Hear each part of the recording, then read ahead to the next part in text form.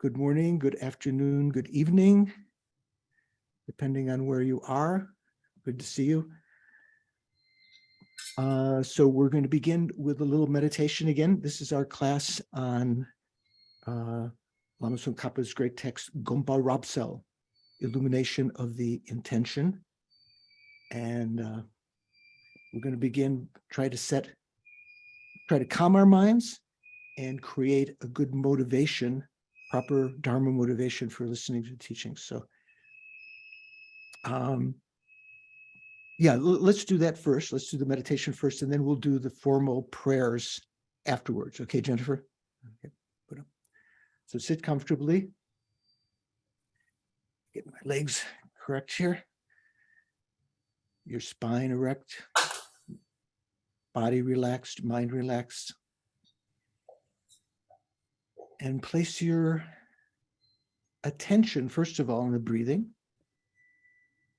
Once you recognize it, you can keep a continuity of mindfulness.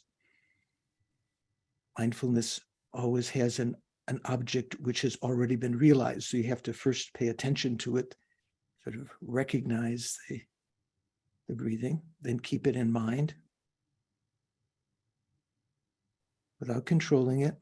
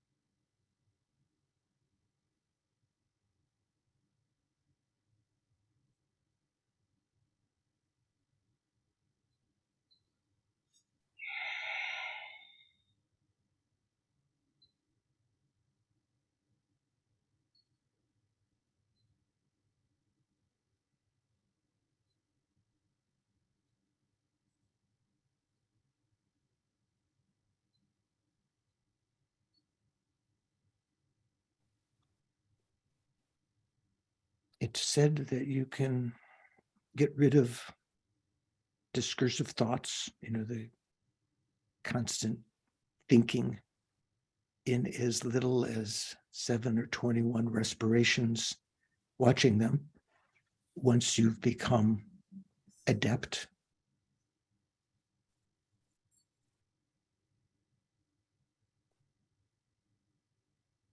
Turn your attention for a moment to your heartbeat.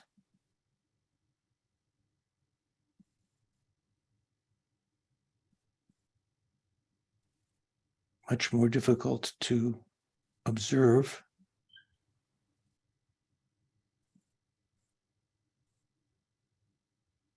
You don't have to do anything to cause the heart to beat.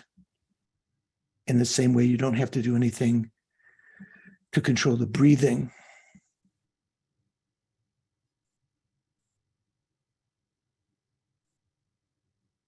Having done that, change your referent object, which you're watching, to your mental consciousness.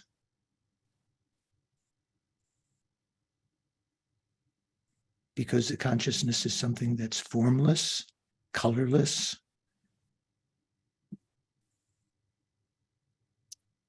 It doesn't appear directly to the mind, so you can start to get an understanding of its nature, the clear light nature of the mind, by watching its contents, the thoughts,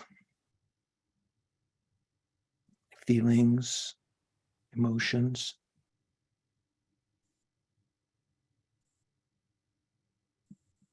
That are like clouds in an otherwise clear sky, which represents the lack of obstruction of the mental consciousness to thoughts and mental images arising and disappearing.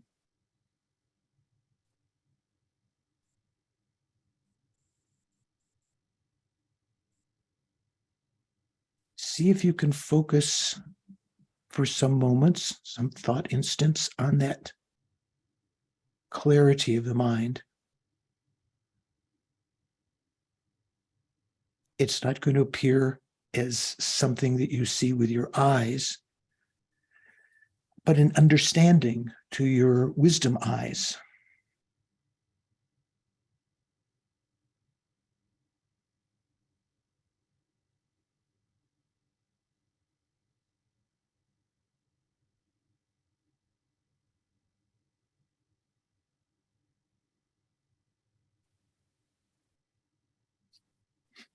Whatever thoughts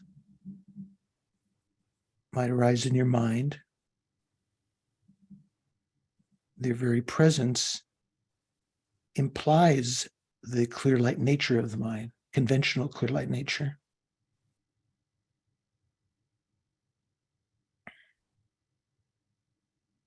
Which is also called the developmental Buddha nature.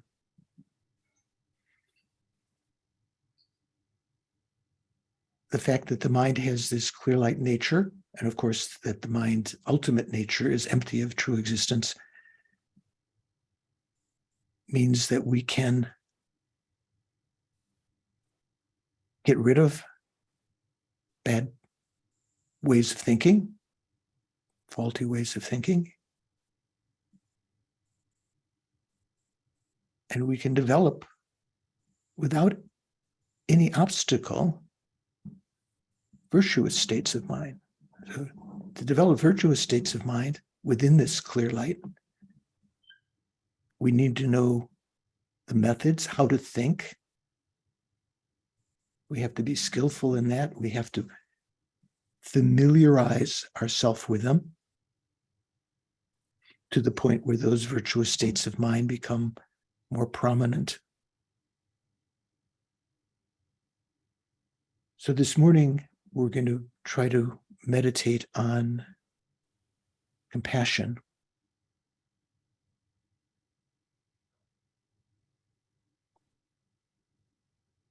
So compassion is a state of mind that observes sentient beings. We don't have compassion for cars and rocks and the planets and so forth.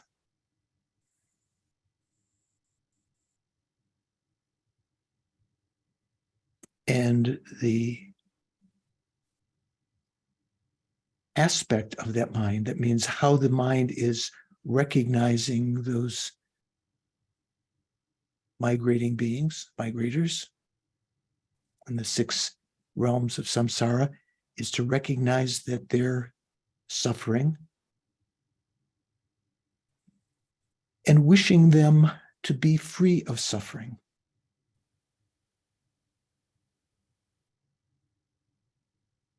There are beings now in the hell realm, as we have been in the past, who are experiencing excruciating suffering, weapons falling to their mind's eye, to their own perception, weapons falling from the sky, hitting their very fragile, sensitive mental bodies, the projections of a body, causing blood to flow, causing great pain again and again.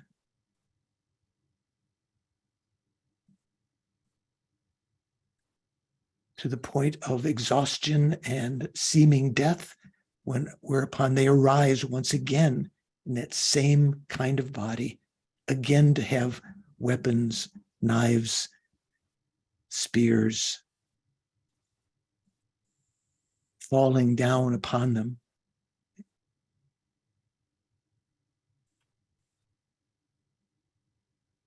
Sometimes leaving that realm, that particular experience, imagine they are immersed in a pond or a large body of molten copper,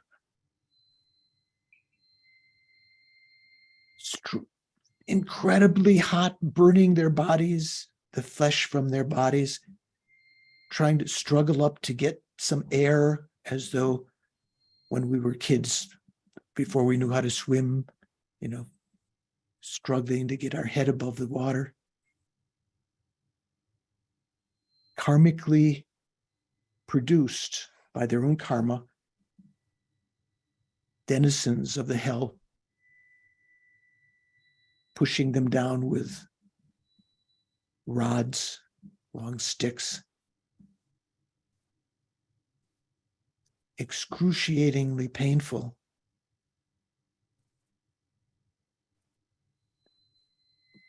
How would we feel if we were in that situation?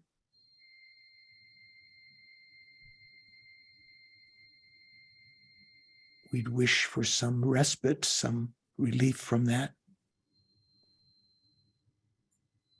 Thinking all of these other beings, whether we recognize them now, have been our mothers numberless times in the past.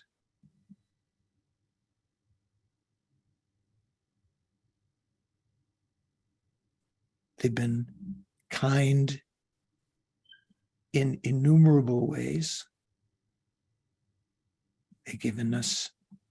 They've suffered to give birth to us, protected us when we were young. So much effort watching that we didn't walk out into the street, didn't put our fingers in the electric socket, didn't eat the Tide Pods, constantly vigilant. They gave us enjoyments of all kinds, milk from their own bodies. They worked when need be to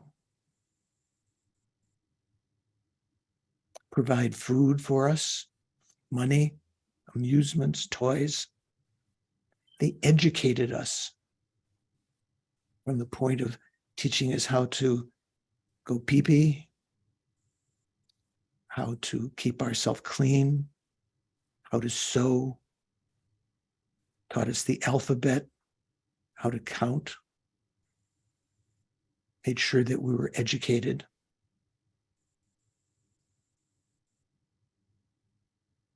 All of these beings in the hell realm,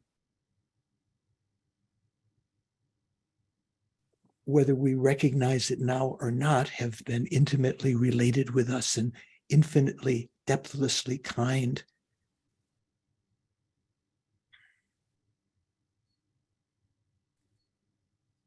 To try to develop a thought that it would be right, it would be good that they would be free from suffering, free from that suffering. Wishing that they did not have that suffering.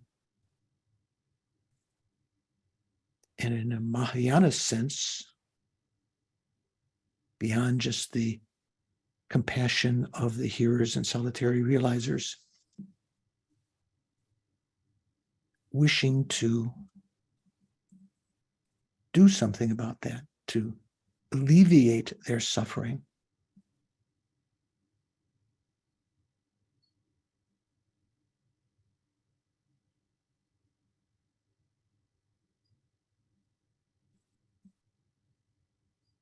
Knowing that right now, we have no direct perception of the hell realms. We have no way of communicating with them. The only way that we could protect these beings and future beings in the hell realms from suffering is for us to develop higher states of mind, psychic powers, and in the most perfect sense, to become Buddhas ourselves.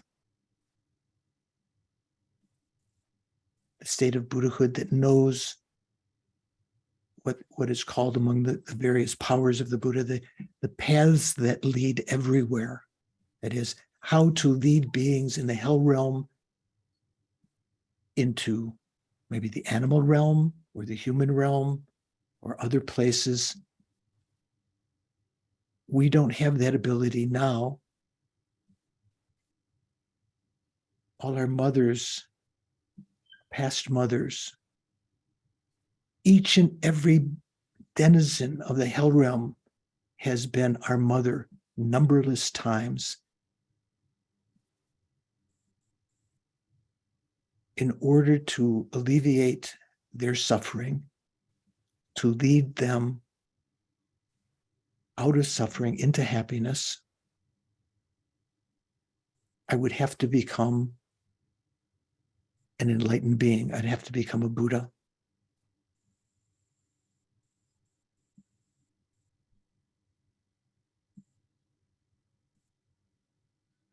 With that rationale, thinking, I must become enlightened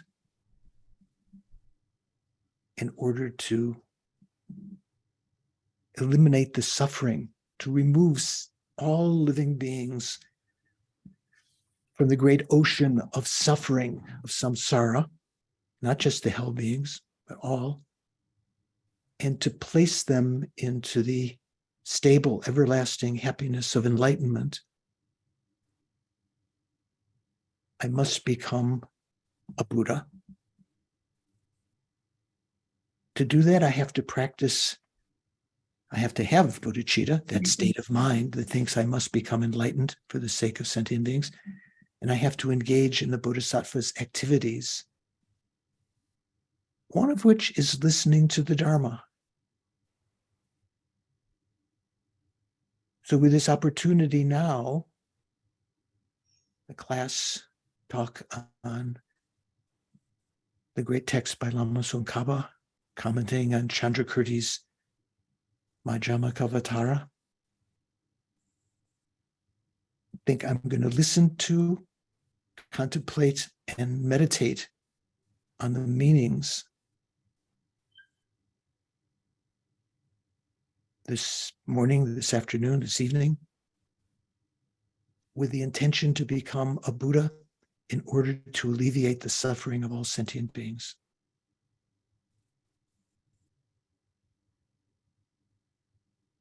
Not only to alleviate their suffering, but to set them into that same state of everlasting happiness of Buddhahood.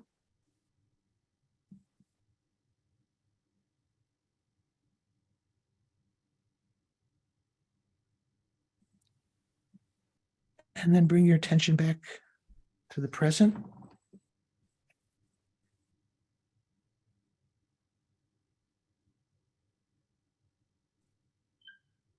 Any observation by people about the meditation?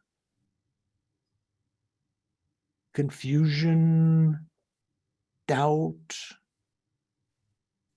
Sheila, did you try to meditate? No? You did, okay. Yes, I did. Okay, good. Okay, that's good. I mean, these are really vast concepts. They're really hard to wrap your head around. Yeah.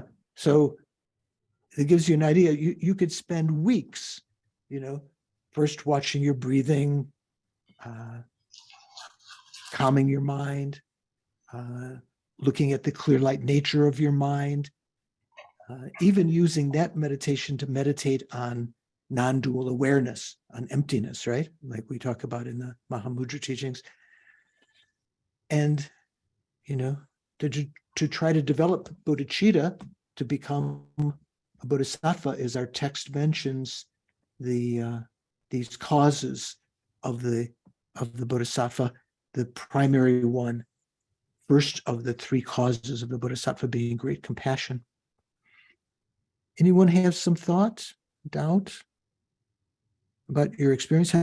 Janice. Good morning. I loved what you said about 7 to 21 respirations. I thought that's good information to have when I sit down on my cushion. Yeah.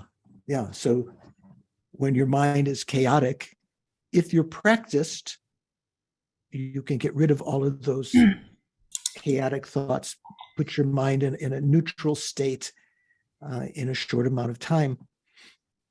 I think I've mentioned in the past, there's a book I liked very much called Der Berlinspiel. Did I pronounce that right, Nadine? Do you know that book? Glasperlenspiel. Oh, okay, good. Thank you. So I think, who is the author? Hermann Hesse? Hermann Hesse. So Maybe. who wrote I don't know. Siddhartha and these other books. So in that, the hero is playing some kind of game, sort of like 3-dimensional, 5-dimensional chess or something, whatever the game is, the glass bead game. And before the final match, near the end of the book, he goes into a room adjoining the area where the competition will be held, and he meditates, watching his breath, to calm his mind. So if you get a chance to read that book, that can give you some inspiration. So anyone else have a comment? Was that Diana? Oh, no. Okay. Jennifer, would you like to put up Snehi has a question, a comment.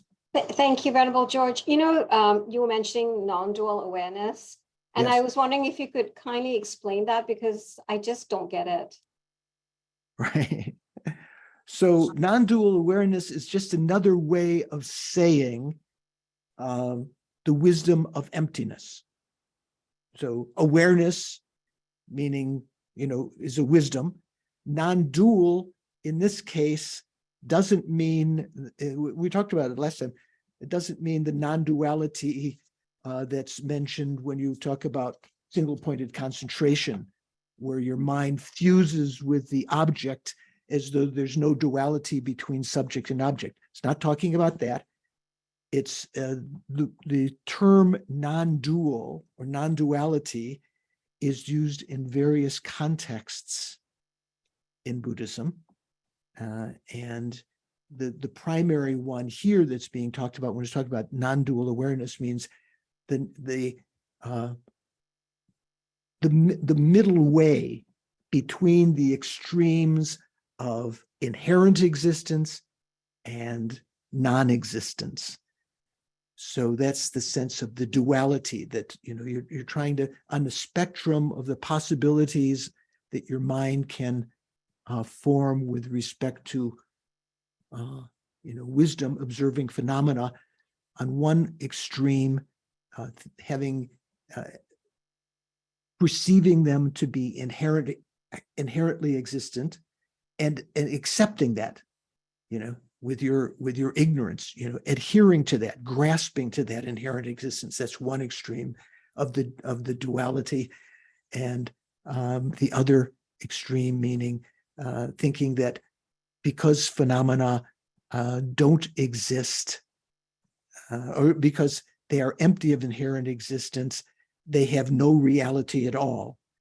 So I can do whatever I want. I can, someone might think, the law of cause and effect doesn't apply to me because I've realized emptiness. It doesn't matter, and engage in immoral actions and so forth. So the wisdom of non-duality is basically just another way of talking about that.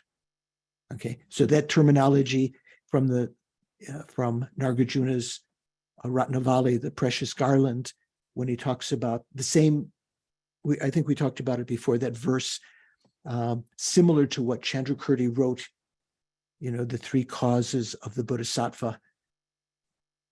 He used also in that, he talks about wisdom, non-dual awareness. So from using that same kind of terminology, not just saying it in a more simple way, that's what that means. Okay, so Jennifer, would you like to put up the prayers? We'll just formally say these prayers. Sangye chudang soki chognam la jangchu badu dagni kapsu chi dagi jinso dagi chunyen gipe sognam ki drola penche sangye drupa sho. I go for refuge until I'm enlightened to the Buddha, the Dharma, and the Supreme Assembly.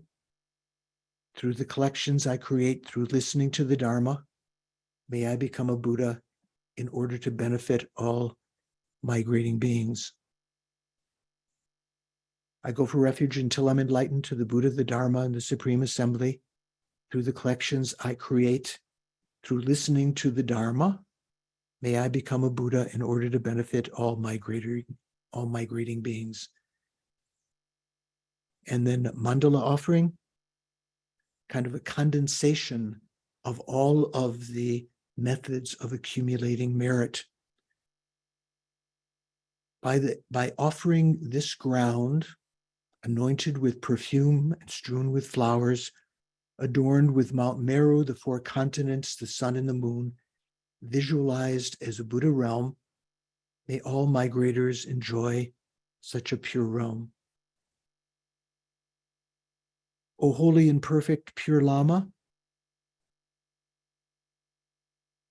from the clouds of compassion that form in the skies of your Dharmakaya wisdom, please release a rain of vast and profound Dharma, precisely in accordance with the needs of those to be trained, of your disciples. Vast and profound, meaning the method side, the vast, and the profound, meaning the wisdom side. Idam Guru Radna Mandalakam Niryatayami. Okay. So we have our group here. Anyone have any questions left over from last time?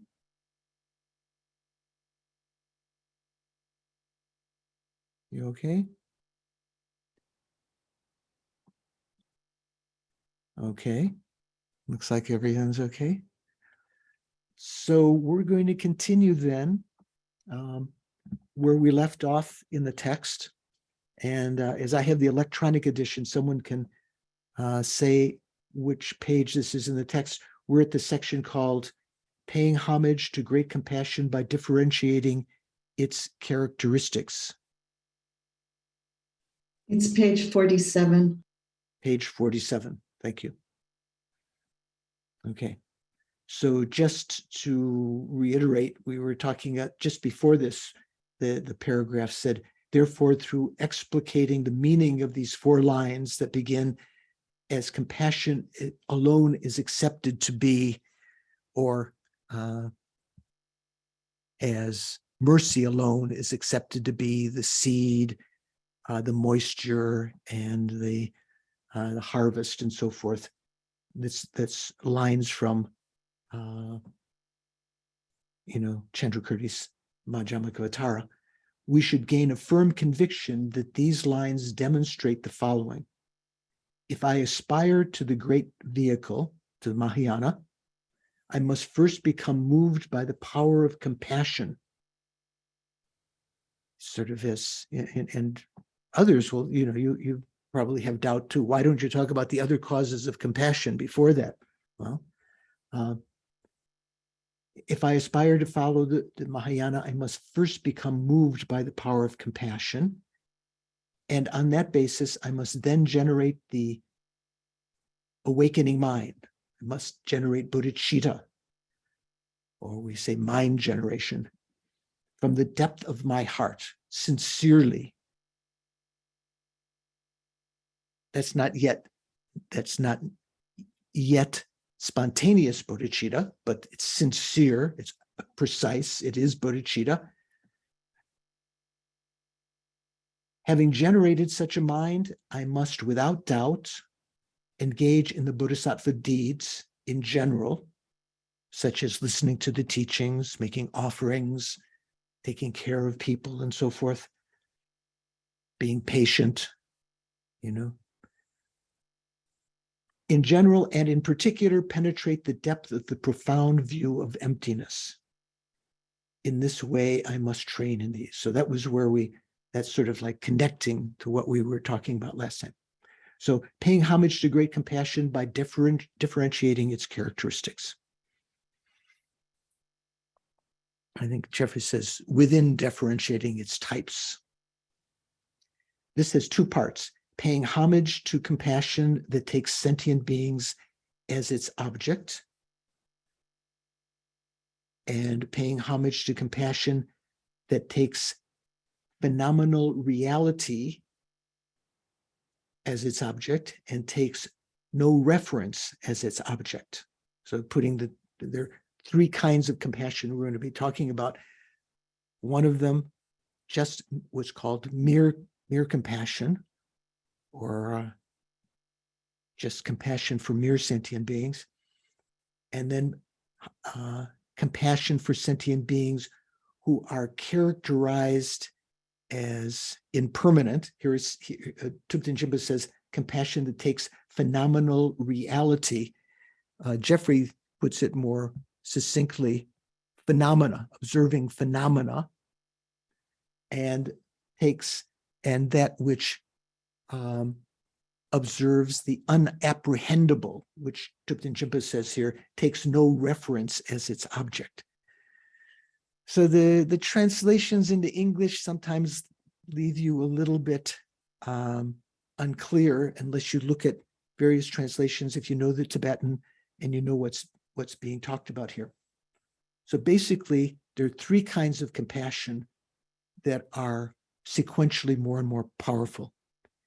One is a compassion that observes sentient beings, wants them to be free of suffering, but it doesn't have any particular deeper insight into how those sentient beings exist. You should say mere sentient beings. The second one, under the number 2 in Thupten Jinpa's text, because that's going to be the next section, is going to talk about two more kinds of compassion.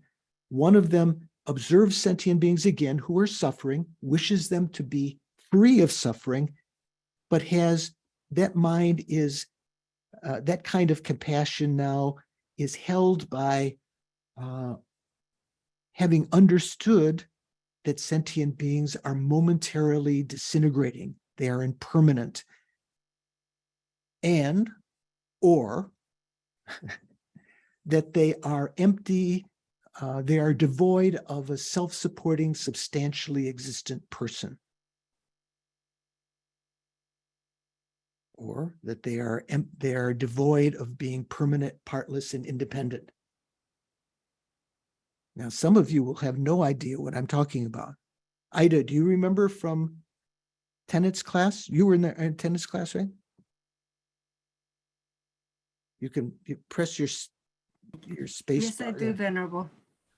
So, I've been so when we talk about in the lower tenets, we talk about the gross selflessness of persons. What kind of persons are envisioned there?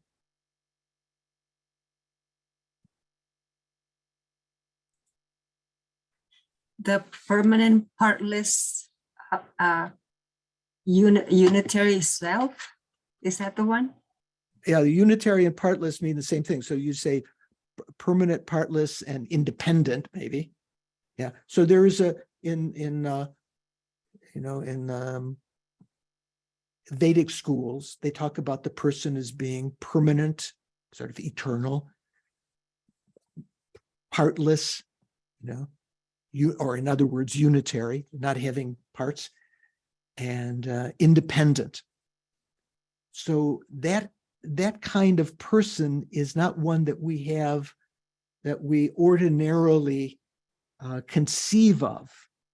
That's something that's what would be called an intellectually formed ignorance, believing in a person that's permanent, partless, and independent.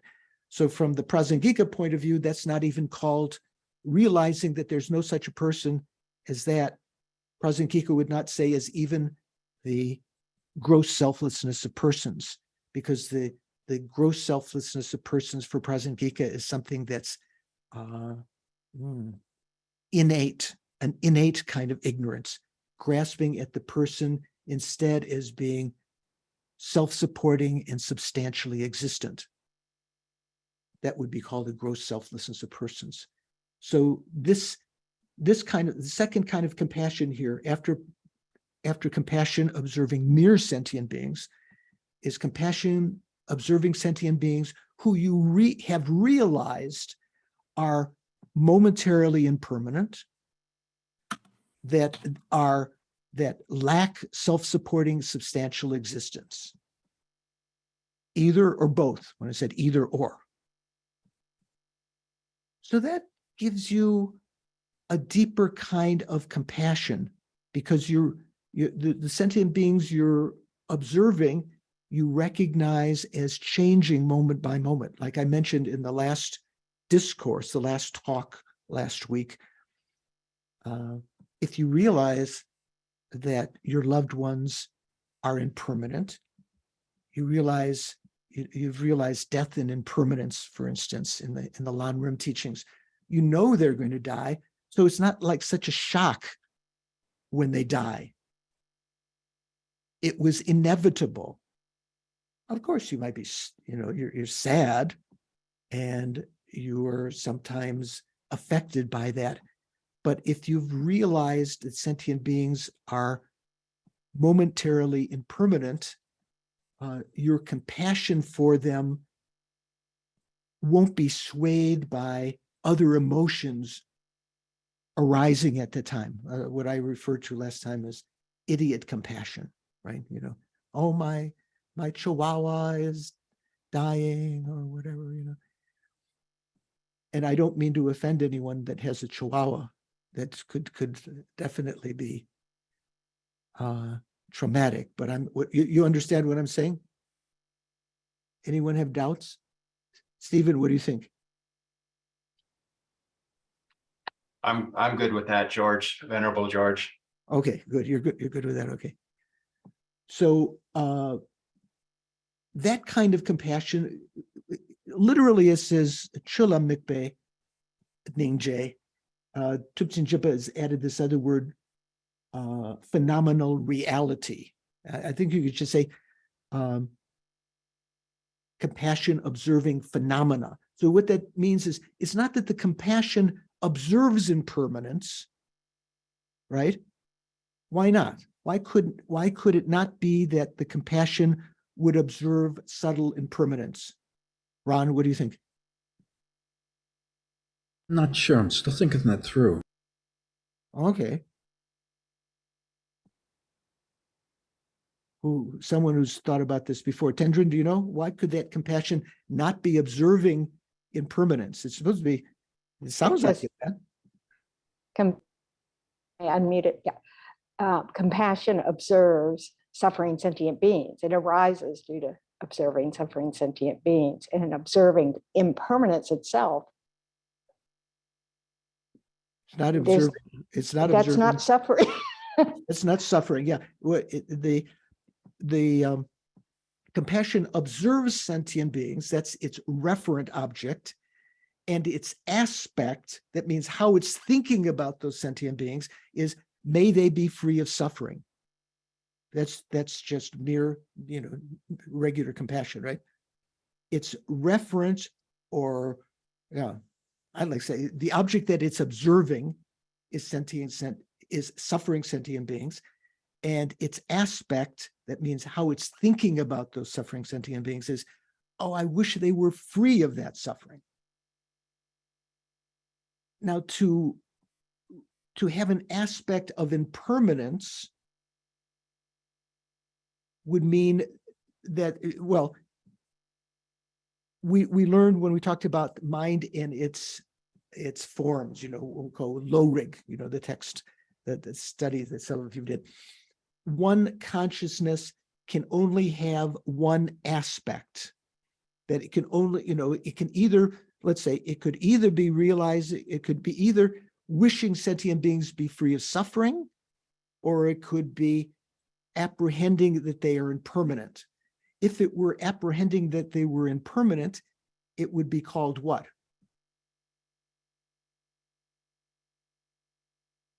What kind of consciousness would that be? Would that be compassion? Paul, what It'd would be a it? wisdom. It'd be wisdom, right? Tender. Yeah, Yeah. thank you. That would be wisdom. So this one, the second compassion that observes phenomena. How did Jeffrey Hopkins take it here?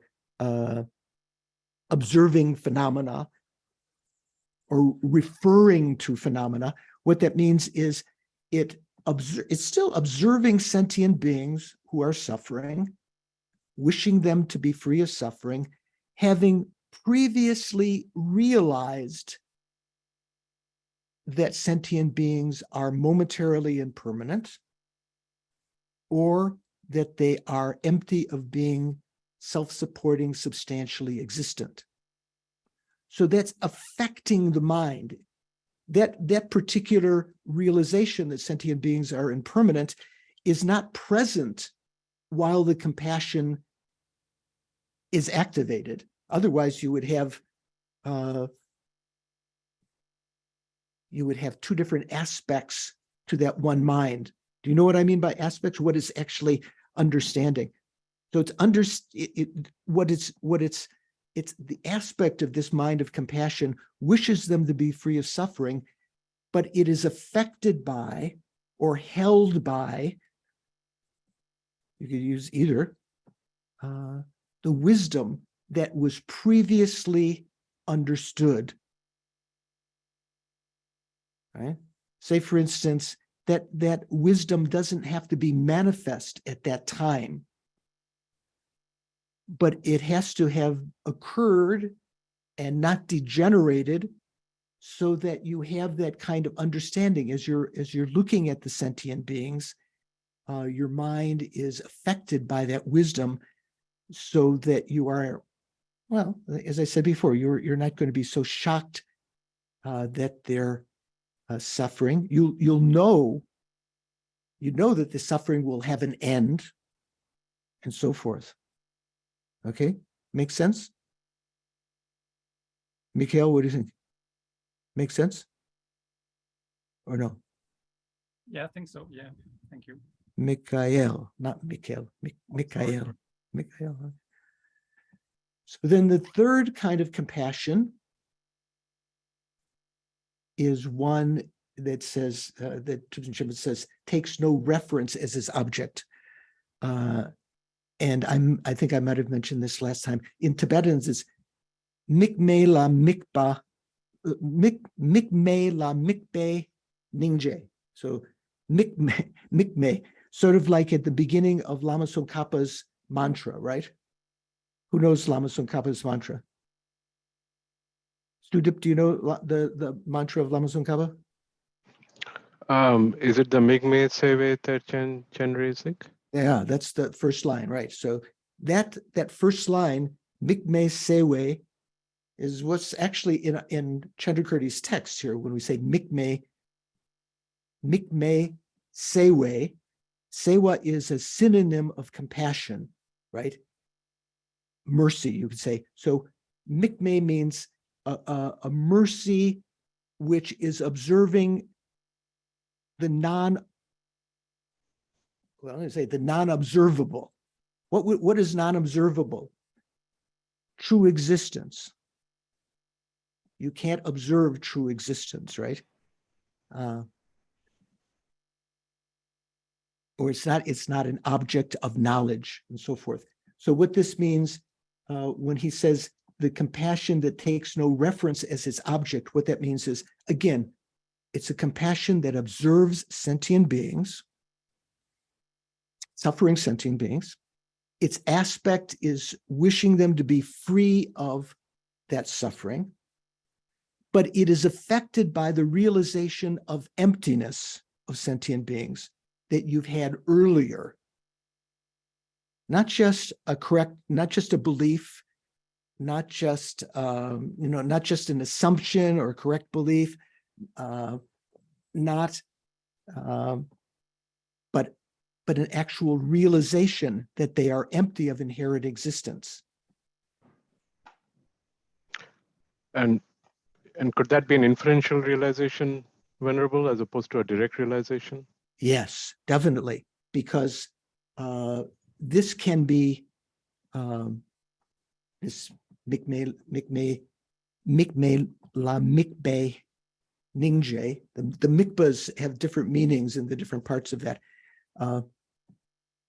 This could occur to a bodhisattva of sharp intellect who's realized emptiness inferentially before entering the path of accumulation as becoming one of the causes of he or she becoming a bodhisattva.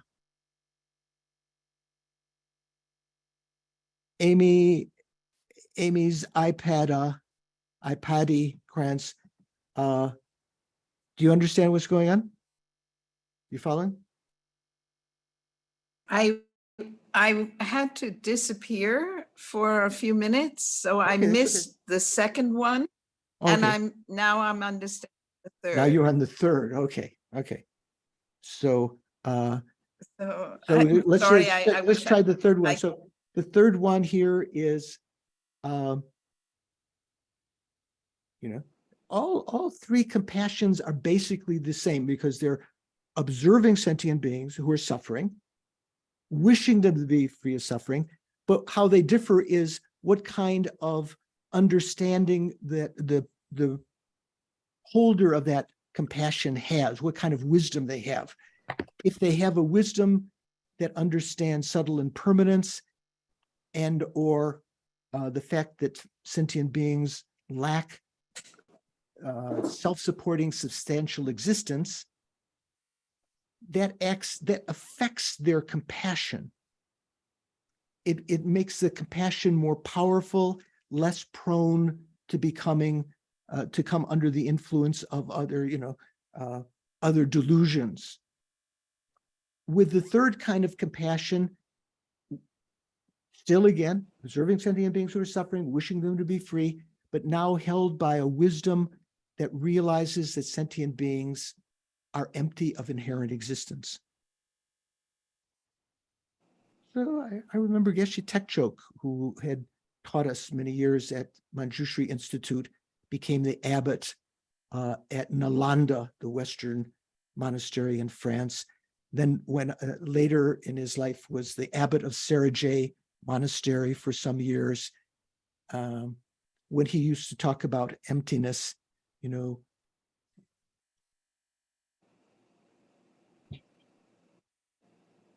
if it's saying being on the bus, looking at the other people on the bus, realizing that they don't realize emptiness.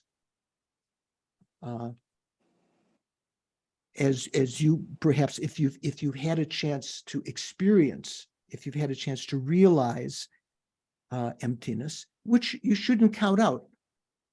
As Sudip was saying before, it doesn't mean a direct realization of emptiness. We can have an inferential realization of emptiness this lifetime. It's not beyond our abilities. So with that kind of understanding, your compassion for them, whatever suffering they're experiencing, whether it be suffering of change, or pervasive suffering, it becomes that much more powerful. In fact, you can have compassion for them because of the fact that they don't realize emptiness. And that because of that fact, they are under the influence of their delusions and so forth. Sudip, what's your thought? Venerable, when you use the phrase self-sufficient substantial existence and realizing the lack of that, are you referring to the selflessness of person, the subtle selflessness of person that is defined in all of the schools except for Prasangika, starting from Vaibhashika, Sautantrika, etc., because there the selflessness of person is the realization that persons lack a self-sufficient substantial existence, which is different from inherent existence as defined by Prasangika. So are you using that phrase in the same way? Eccola. Is anyone Italian here? They say, I think. Yes, that's it. That's it. That's it. Right. Is that right, Johnny? Is that what you say? Are you Italian? I thought, okay. So yes, indeed. So I'm just being, conversational there. So that is indeed the meaning that, when the subtle selflessness of persons for all the schools below Prasangika.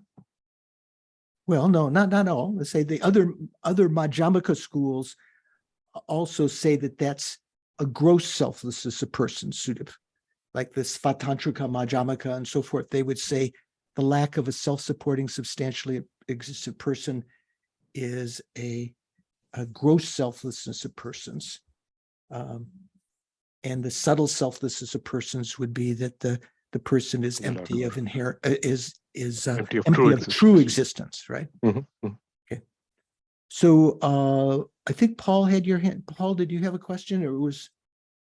It was going to be the exact same question. Oh, okay. Okay. So that would be for the Prasangika. This lack of a self-supporting, substantially existent person is a gross selflessness of persons. For the Svatantrika Madhyamaka, that's also a gross selflessness of persons. For the Chittamatra, that's also gross selflessness of persons. But for the Hinayana schools, that's a subtle selflessness of persons. Okay. And Mintu? Hi. Yeah. Hi. Hi. Hi. Yeah. I think that this is like really remind me of that movie, The Free Guy. I'm not sure if you have seen the movie. The Free Guy. Yeah, The Free Guy. It's a movie where the characters in the video game suddenly gain sentience, has some artificial intelligence. And then I have to see that one. Yeah, that sounds important. Yeah. And then one of the characters suddenly realized that, we are not real. We are we are artificially real. And then maybe then like that. I don't know. If a computer thinks, the computer, there's some controversy recently. Some Google engineers said that the artificial intelligence had become sentient. Do you remember that?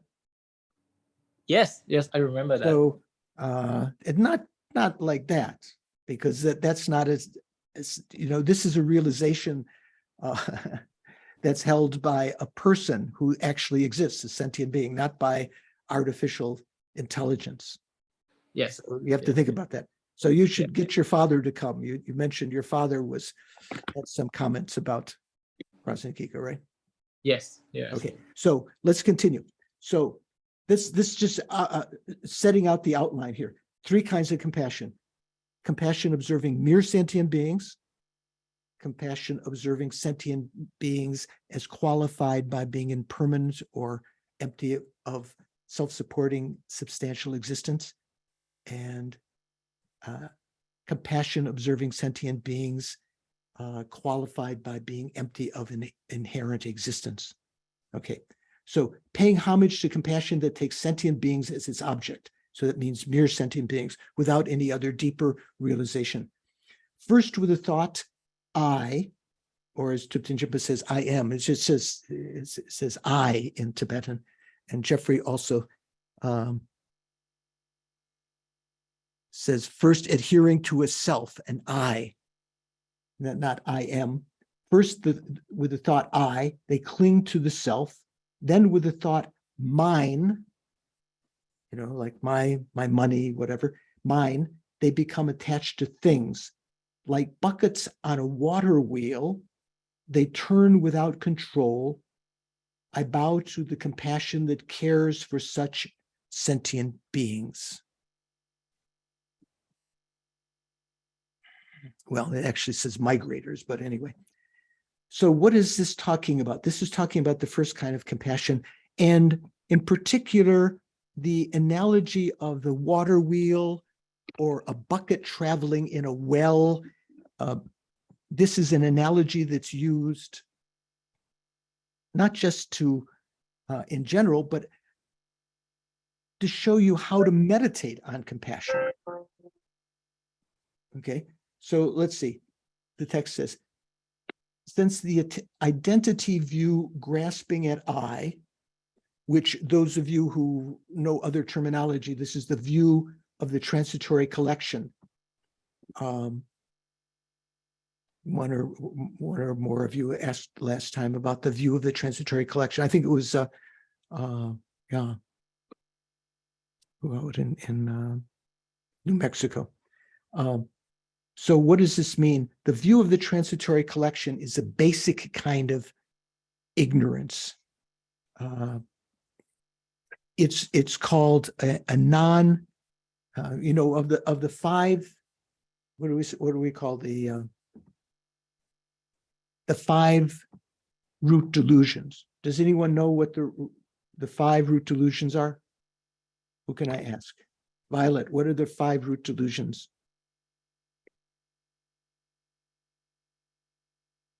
You can press your space bar to unmute. Okay, I'm not very good on this one. Skip, Oh, okay. please. Thank you. Okay, that's okay.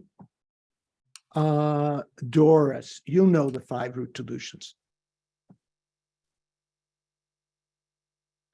Attachment, anger, ignorance,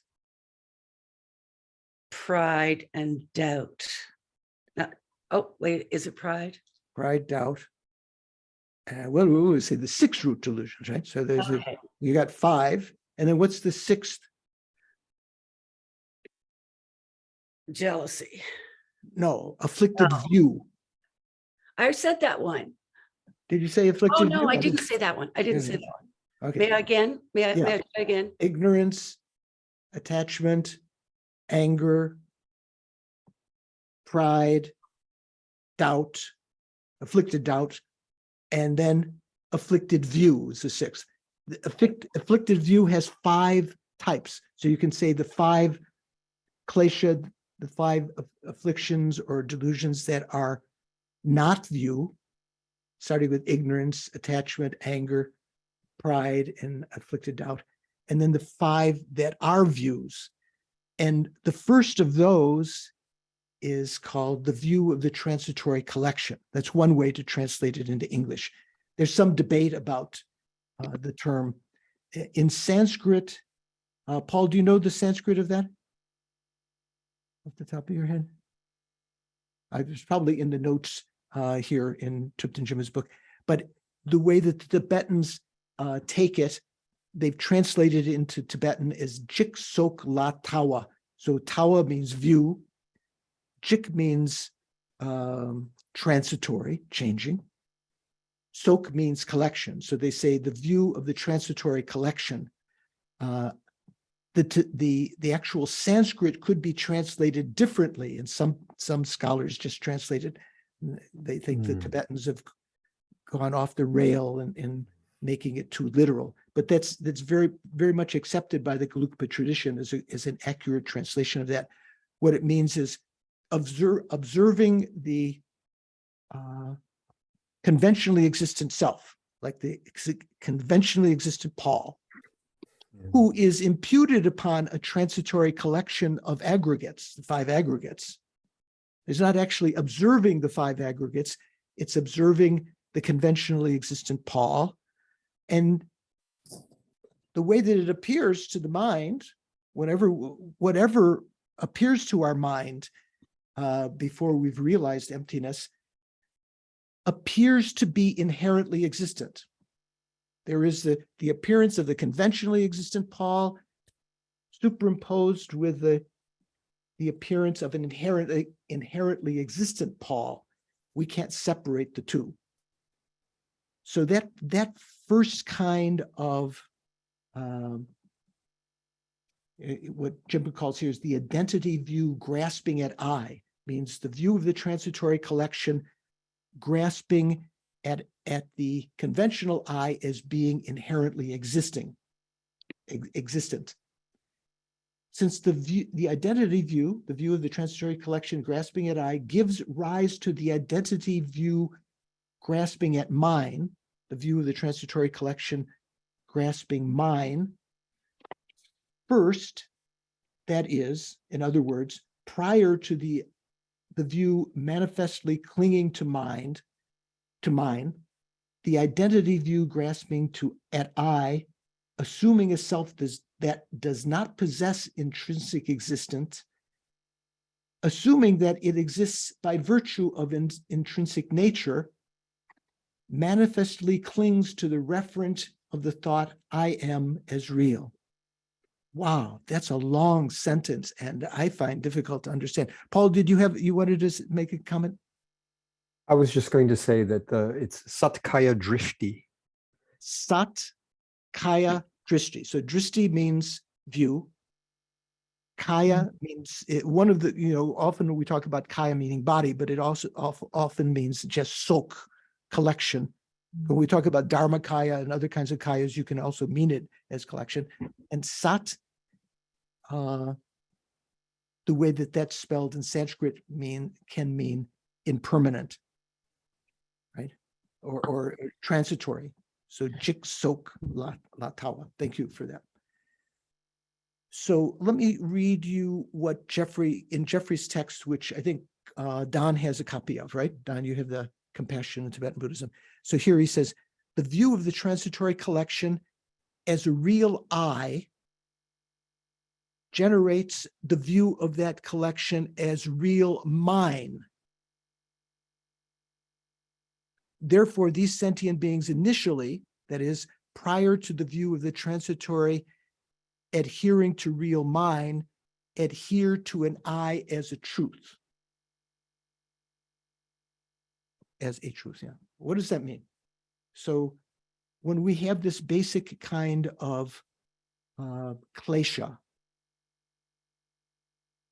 this view of the transitory collection. So it's not the basic ignorance, although it's a kind of ignorance. It's not attachment, it's not anger, it's not pride, it's not doubt. It's a particular state of mind that observes the conventionally existent I, and because it appears superimposed with the appearance of truly existent or inherently existent I, it believes that the I is inherently existent. That's called the view of the transitory collection. So it's the basic kind of faulty sense of ourself from which all the other wrong views or afflicted views arise. So how does it work? First of all, we observe ourself and we conceive of it, we believe it to be inherently existent because it's superimposed with that appearance. And then on the basis of that, those things which we consider to be our possessions, like our body, we say, my eye, my ear, oh, my nose hurts, as I was joking before the class, when old people talk about their illnesses, it's like an organ recital. Oh, my liver, my kidneys, whatever. Those things that you consider that are yours, including your computer, your money, your spouse, your friends, and everything, mine. The view of the transitory collection observing mine doesn't observe the eyeball or the ear or the computer or anything. It observes the state of mind that thinks that is mine. Its object is a consciousness that thinks that's mine. It's not observing your computer or your car or something like that. Mikhail, what do you think? I wasn't sure whether you were dubious. Sorry. Yeah, I think I'm getting. You had a question? Yeah. What do you think? Does that make sense? So it's actually, it will come later in the text when we talk about the view of the transitory collection in the sixth bhumi. But just now, just so that we have a general idea, it's not observing things that you ordinarily think of as mind. It's not observing your body. It's observing the state of mind that thinks the body is mine. It's not observing your computer. It's observing the state of mind that thinks the computer is mine, or this money is mine. Okay. Stephen, what do you think? Yeah, thank you, Venerable George. So it's the state of mind thinking that the computer is mine, but is it thinking that the computer is inherently mine, or the computer that is mine is inherently existent, or maybe both? I think neither. It's a state of mind that thinks that that state of mind is inherently existent. Ah, ooh, okay. Oh, yeah. Thank you. Yeah. Let's see. Snehi, you have a good skeptical look on your face. I was actually thinking along the lines of Stephen. So I was, then when you said that, it is the mind which thinks that the mind is inherently existent. And then through that, because it has that framework, it then thinks of everything as being inherently existent. No, it's just thinking the mind, which is, which is thinking of things that are mine. So it's not talking about all, so if I look outside and I see the Empire State Building, I don't think of the Empire State Building as being mine, right? So a state of mind that observes the Empire State Building and thinks it's and conceives of it as inherently existent, that's not view of the transitory collection. Only say for the state of mind that looks at my iPad and thinks this iPad is inherently existent, and it looks at my iPad and thinks that this iPad is inherently existent, that's not the view of the transitory collection observing mine either. It's the state of the state of mind that thinks this is mine, that state, observing that state of mind as though it were inherently true, inherently existent. That's the view of the transitory collection observing mine. So you're dividing it into two types, observing mine and observing myself. Yeah. So yeah, we say nga is in Tibetan, is that like NGA, right? Is the Tibetan word, just one syllable that means I, nga. Nga yi is the yi after the nga is kind of a genitive particle of me, or in other words, mine. We say the view of the transitory collection observing I, and the view of the transitory collection viewing mine. Okay. Mintu, you have another thought. Yeah, I'm trying to figure out this because it seems very similar to what the view of Chitta Mantra, right? In the view of Chitta Mantra or Yogacara, they don't necessarily bother with the physical world out there and say, well, that doesn't exist, but what exists is by mind. And so you only have to analyze your view of grasping at what is mind, and that is viewed to be empty. I'm not sure you're saying mine or mind. So Mind. Mantra is talking about the outer world is the nature of the mind, M-I-N-D, right? Right. But here we're talking about viewing certain things as being mine. Right. The different words, right? Mine and mind.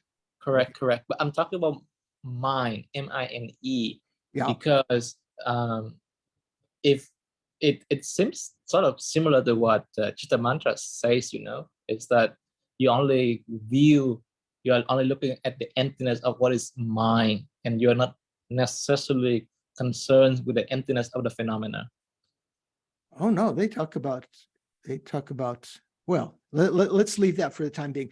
I'm going to have to take a break for a second. 1 second, I'll be right back. Again. Sorry for that short break.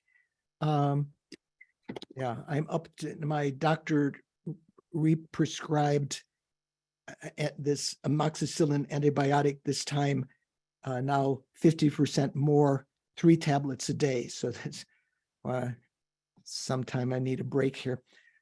So let's continue. So it's a complicated subject, but you will get it. So since the, I'm reading Thupten Jim's text, since the identity view grasping at I, that means, in other words, the view of the transitory collection grasping at I, gives rise to the identity view, or the view of the transitory collection grasping at mine. So first, in order to have the thought that something is yours, is mine, you first have had the view that I inherently exist. Okay, that comes first. Then as a derivative of that, you can have the thought that things belong to you, that they are mine. Okay.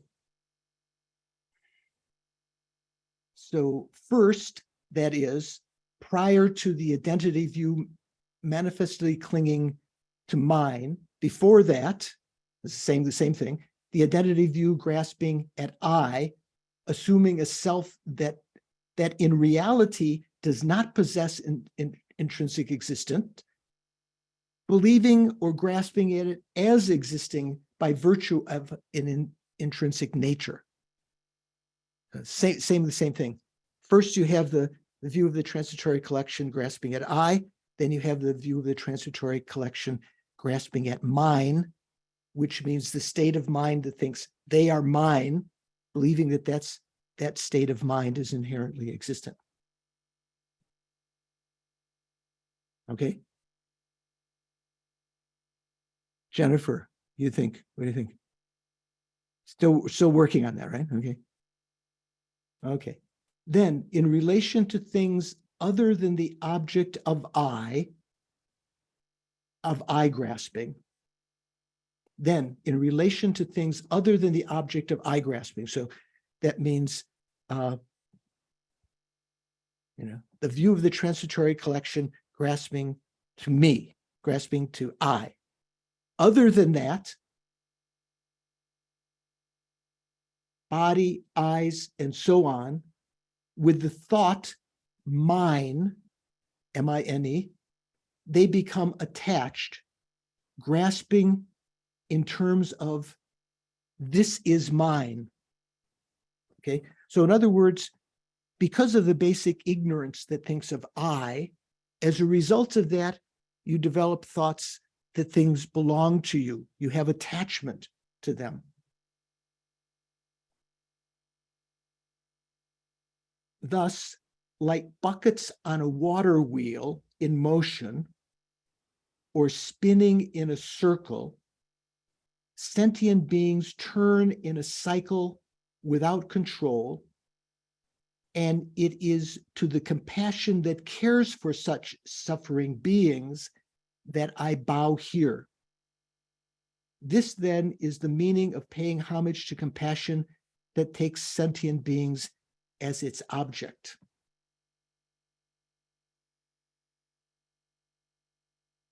Okay, makes sense? Okay.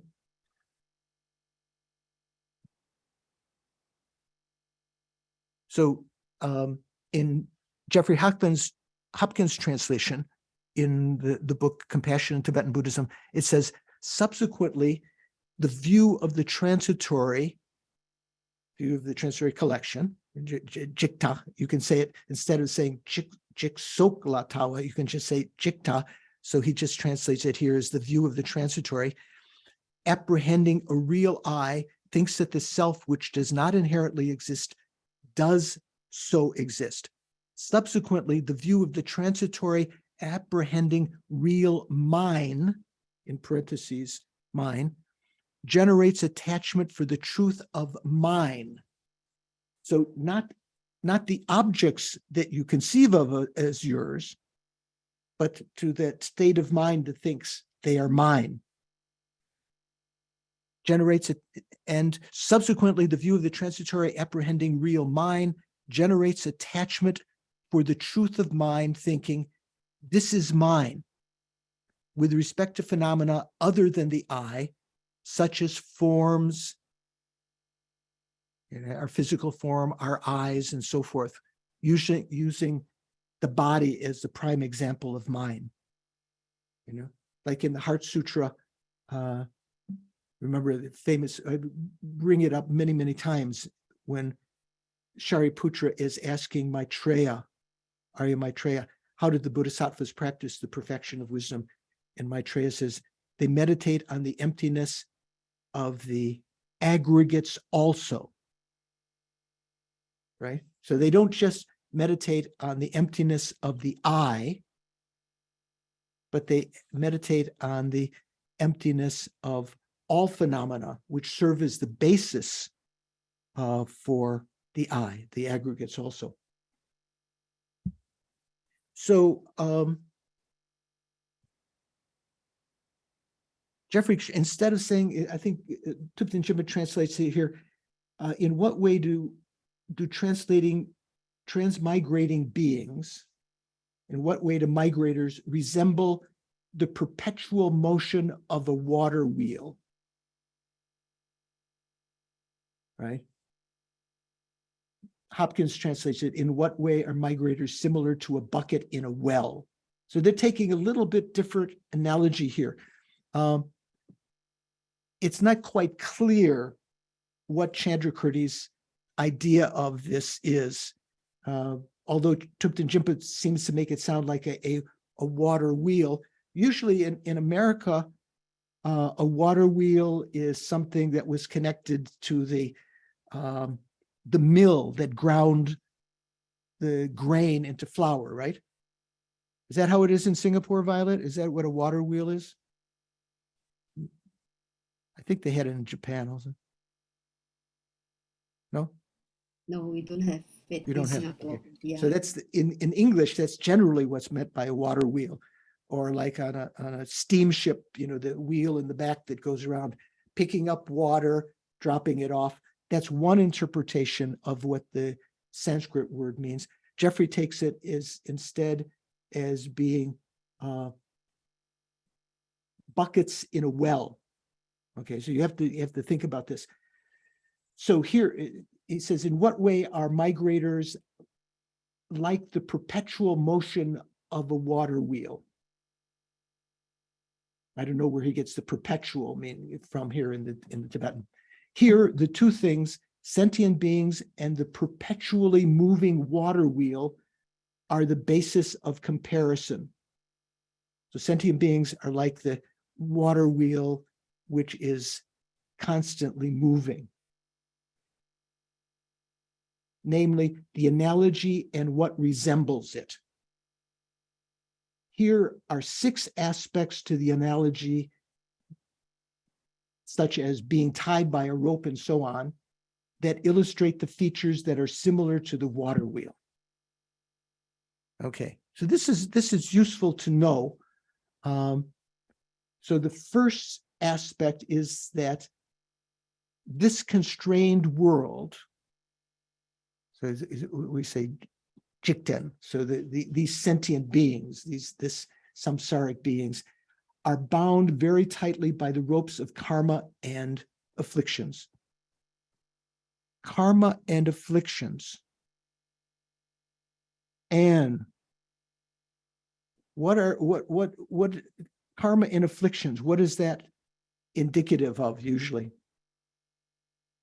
When we talk about karma and karma and klesha.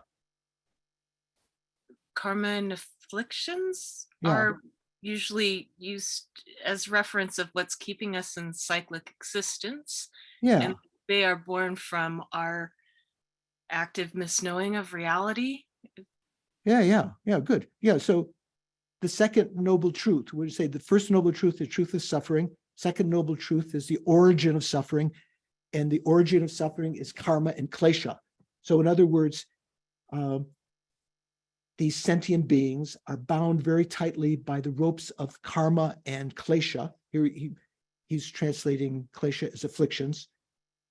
We're bound in cyclic existence due to these unbreakable ropes, these chains, so to speak. That's what binds us in cyclic existence, like a water wheel bound by ropes.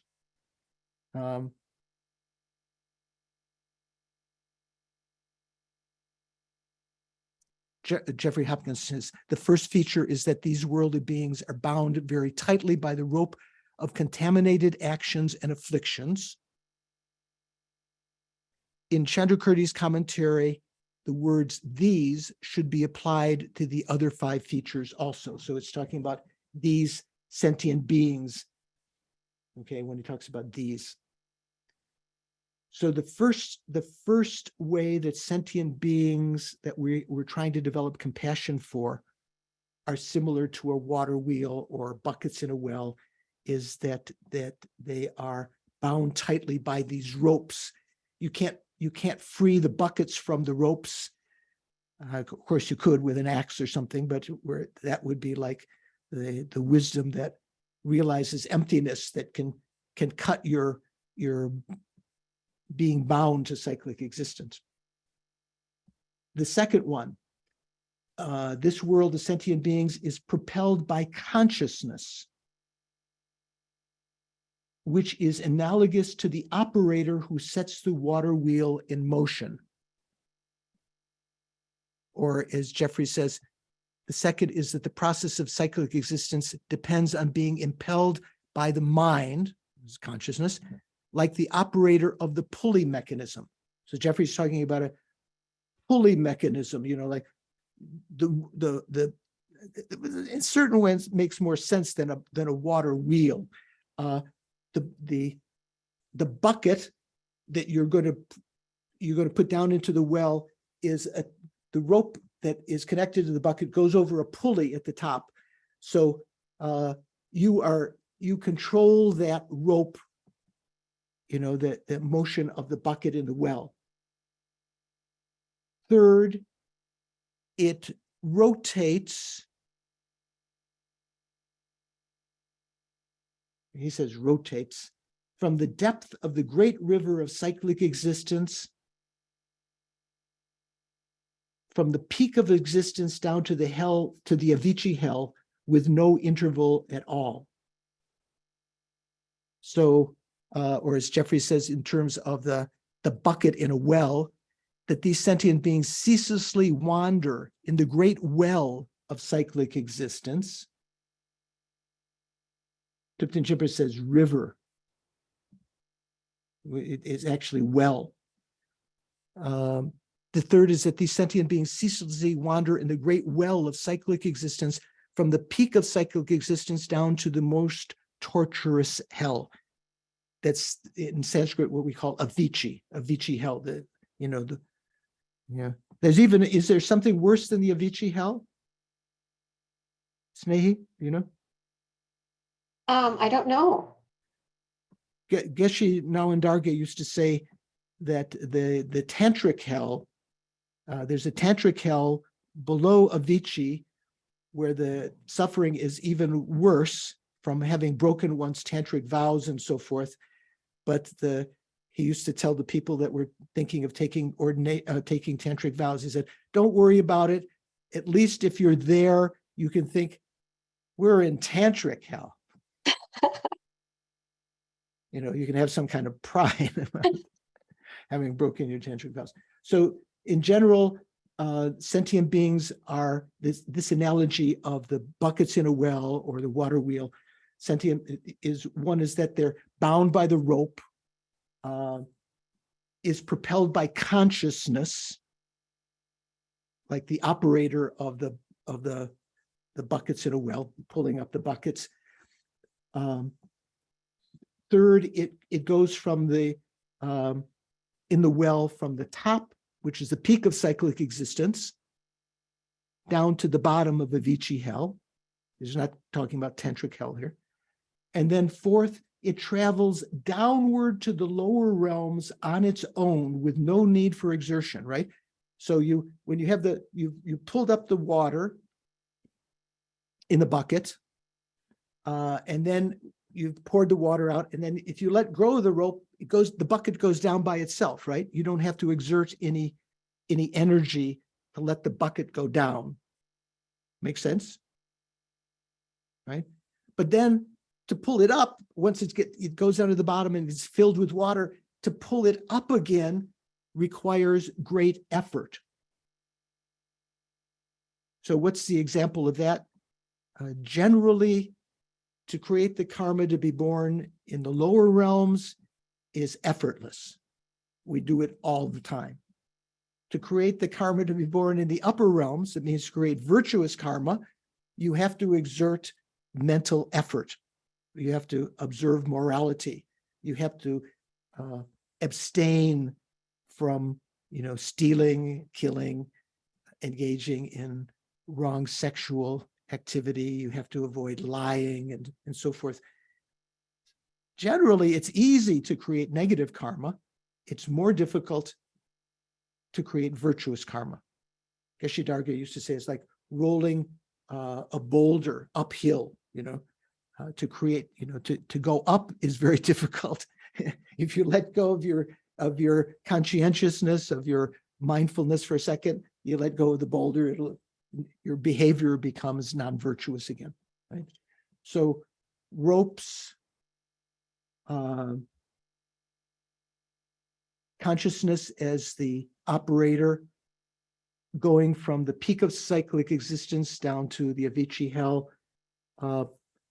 Going down is easy, going up is difficult, like pulling up the filled buckets from the bottom. Number 5, there are 3 afflicted classes within the 12 links of dependent origination. The afflictions of ignorance, craving, and appropriation. That's one class. Karma, namely volition and becoming. And third, afflicted birth, namely the 7 remaining links. Yet there is no fixed sequence to their origination. So who can explain that? Hendren, what do you think? Can you explain what that means? You have to unmute.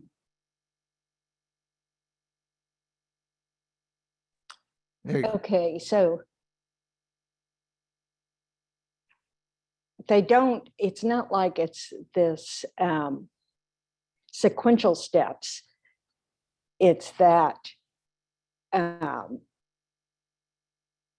we are creating karma all the time with every thought. Right. And so what kind it is, whether it falls into ignorance, craving, appropriation, can occur in all sorts of orders. But also, since the birth is dependent on the moment of death, it's not like it's a linear process where if we're a human being in this life, then at the time of death, we're going to be a human in the next life. But a different karma might ripen for being an animal at the moment of death. Something like that. Yeah, something like that. So if we talk about the 12 links, okay, who could I ask? Janice, do you know the 12 links? I know the 12 links. Okay. Can I repeat them to you this Yes, minute? please. No. Yeah, repeat them. Yeah, repeat them. I said, I'm familiar with the 12 links. Can I tell you what they are? No. I thought I didn't hear the no at the end. I thought can I tell you what they are? Can I repeat them? No. Okay. So what are they? What's the first one? Ignorance. Jennifer, you go. I'm not sure if I remember, but ignorance leading to karmic formations. So ignorance leading to karmic formations, which are dependent on the consciousness. So it makes an imprint in the consciousness, which Number creates 3. name and form, which is like the zygote, I guess, which is the 6 sense spheres, right? So the name and form is number 4. Uh-huh. The 6 sense spheres senses are generated, and therefore due to that you have craving. You have contact. And then you have feeling, pleasurable, unpleasurable, neutral. And then you have contact, feeling, craving, and grasping, which is the more stronger form of the craving. Right. And then you have the last ones are always like, so it's like birth, like aging, sickness, death, but you missed one. So becoming or existence, that's in 10. Life, existence, and then birth and aging, birth, death. birth. And then the last one, the 12th link, is what? Aging death, death with or without aging. Mm. Have you heard that expression? So birth, death with or without aging means that sometimes you can be born one instant, but you don't have any karma to stay there. And the next instant you're dead before aging. Generally, as soon as you are born, you are aging, right? So those are called the 12 links of dependent origination. So there's, say, for instance, due to ignorance, you create karmic formations. That means you create karma. And that leaves an imprint on your mind stream, the third length, consciousness. That imprint may remain there for a long, long time. In between there, from having created that imprint on the consciousness, you can take rebirth from another set of 12 links that were created at a different time. You created, out of ignorance, you created karma that left an imprint in your mind stream that will ripen at the end of this life. The karma that you create this lifetime won't necessarily ripen at the end of this life. So it's as though during our lifetime, there are many, many 12 links that are being created and that are being experienced at different points. So this is related to that. So when we talk about the 12 links, we can divide them up into three categories. Those things which are klesha, or here it says afflictions. So what are the afflictions of the 12 links? The first one is klesha, that's ignorance, right? And then when we talked about craving and what did you call it? Grasping and grasping are also afflictions, right? Of the 12. Remember what was this? Ignorance, karmic formations, consciousness, and what? Name and form. Name and form, 6 sense spheres. Contact, feeling, right? 7. Then 8, 9, and 10, craving, grasping, and becoming. Craving and grasping are forms of attachment. They're kleshas. So when he says there are 3 afflicted classes within the 12 links. So there's a class of kleshas. So the first link is a klesha. I lost track of the numbers again. 8 and 9, I guess, craving and grasping are both klesha. Right? Then karma. So that's the second link, right? Karmic formation, volition, and becoming. So after craving and grasping, ripens a karmic seed on our consciousness. they cause that seed to be ready to give rebirth, ready to become a propelling karma. That link, becoming or existence, is actually karma, as opposed to being an affliction. So you have the three afflictions: ignorance, craving, and grasping. Then karma, which appears in two places, right? As the second link and as the link becoming, which he translates here. Yeah, he says volition and becoming. So volition meaning the second one. And then afflicted birth, which is all the other 7 links. So out of 12, if you take out 7, what is that? It means 5. So you had the 3 afflictions and the 2 karmas, and then you have 7 other afflictions, the 7 remaining links. Yet there is no fixed sequence to their origination. So that means that you don't necessarily go through all 12 links in the same way. So this is a little bit difficult to see the analogy here to either a water wheel, or a pulley mechanism in a well.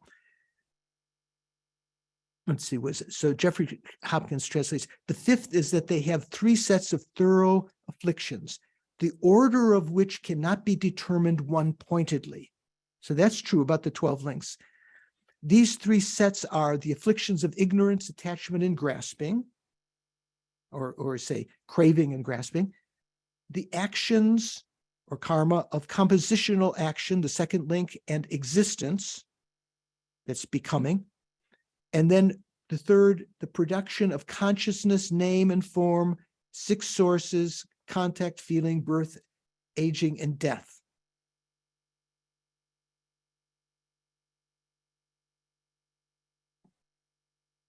So Tupten Jiva says, yet there is no fixed sequence to their origination. Jeffrey says, the order of which cannot be determined one-pointedly. So you can have these different orders. But what that means in terms of the buckets in a well is not clear to me, the analogy to the buckets in a well. Have you thought about that, Stephen? Do you see some analogy to the buckets in a well? I guess just in general, like the revolution of a well is sort of like, revolution of a sentient being in samsara. That's the only relation I can see. Yeah, that one is problematic for me. If anyone has an insight into that, let me know. Can we characterize? Yeah, Sudip first. Can we characterize that as not being able to specify the order of the buckets as they are rotating? Like we don't know which comes first, which comes second. It's just that's one way that some people try to explain that like say if you have a circle, or the famous snake biting its tail, what's the beginning and what's the end? But that doesn't fit so much with, well, it kind of fits with what's the beginning of, what you're experiencing right now. Is that the beginning or the middle or the end? That could be one explanation of that. Who is Tendra? Were you thinking the same thing? You have to unmute. Okay, yeah.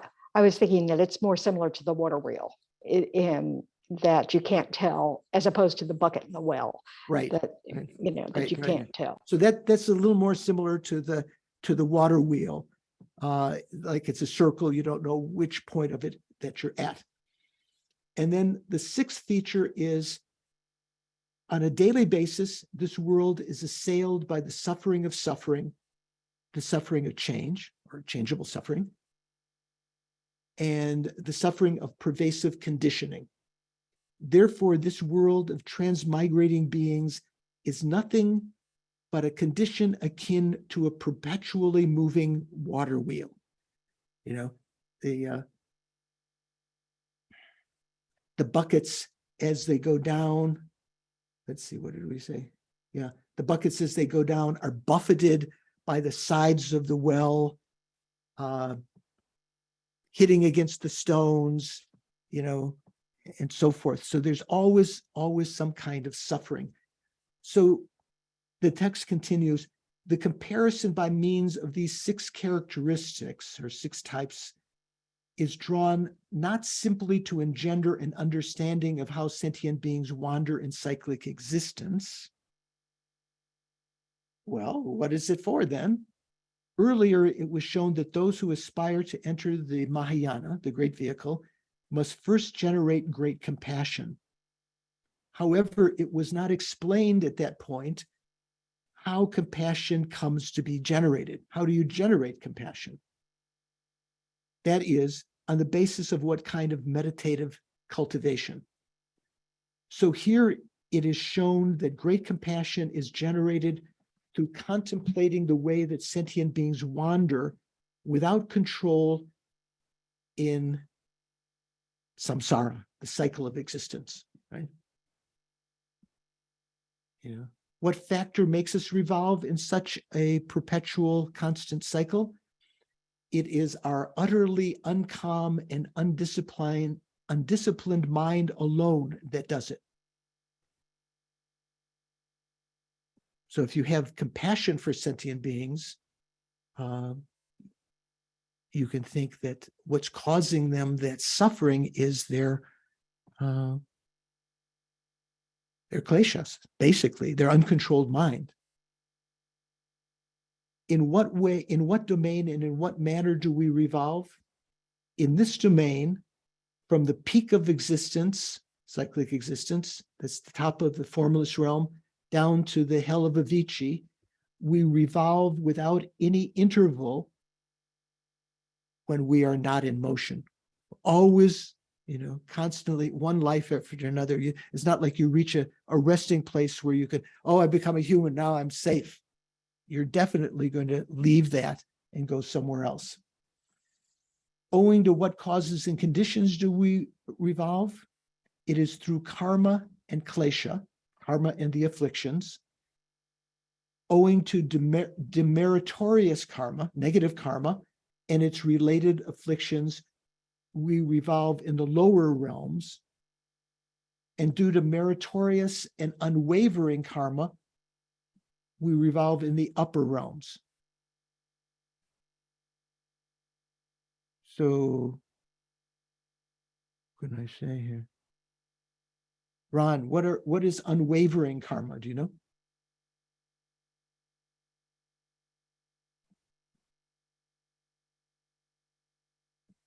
Wouldn't that be like being reborn in samsara, where you keep creating karma through your actions?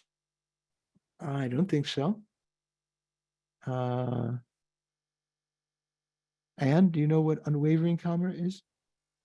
Forget the other terms used, but I think it's the karma created through concentration, and it's unwavering because it cannot be changed. Right.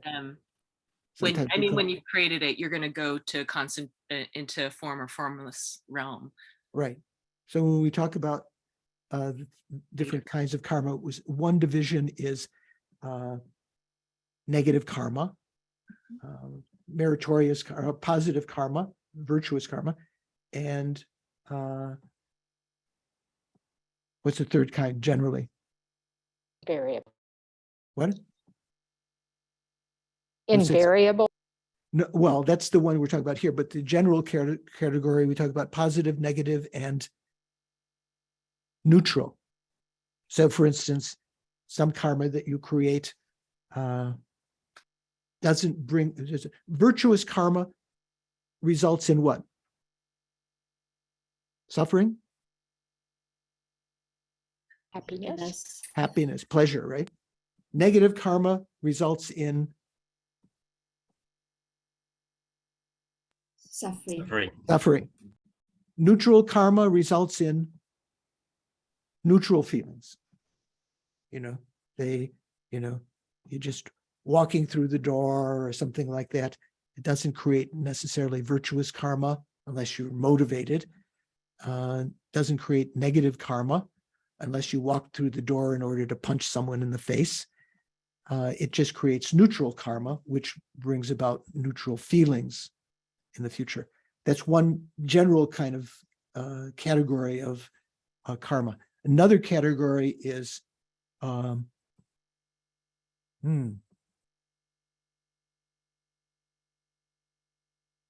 virtuous, I would say negative, non-virtuous, meritorious, and unwavering or unmoving. So what that means is unmoving or unwavering means, as Anne correctly said, when you create, when you develop a preparation for one of the concentrations, like the form realm, through your single-pointed concentration, and then you're involving in, what do I say, vipassana, you enter into the preparation to the first concentration. At that point, and when you enter into the first concentration, you create a certain kind of karma called unwavering karma or unmoving karma that karma will not give rebirth in the lower realms. It will not give rebirth in the deva realm or the human realm, the general deva realms, but it will only give rebirth in that particular concentration that you created. So it's unmoving. It won't, say for instance, if we create a virtuous karma by generosity, that will not necessarily ripen as a human being. What could it ripen as? Do you know? Do any of you have dogs who eat, the best food? You buy, or cats, they buy, you see on TV, there's a little teeny can, and it probably costs a couple of bucks.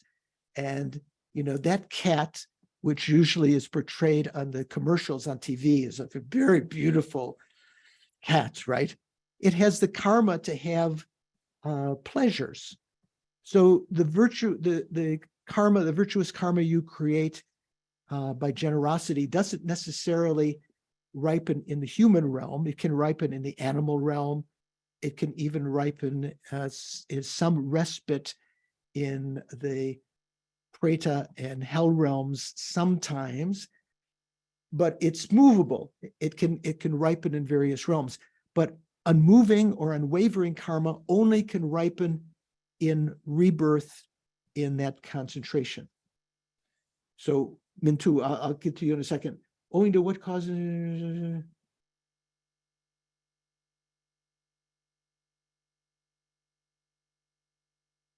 Yeah, so owing to demeritorious or negative karma and its related afflictions, we revolve in the lower realms. And due to meritorious and unwavering karma, we revolve in the higher realms, in the upper realms.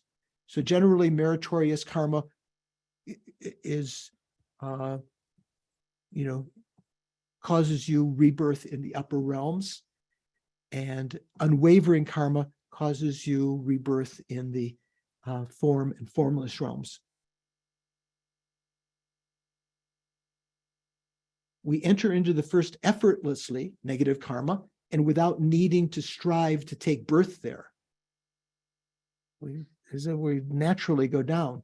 It is harder to be born in the latter, the upper realms, since their causes require cultivation with great effort.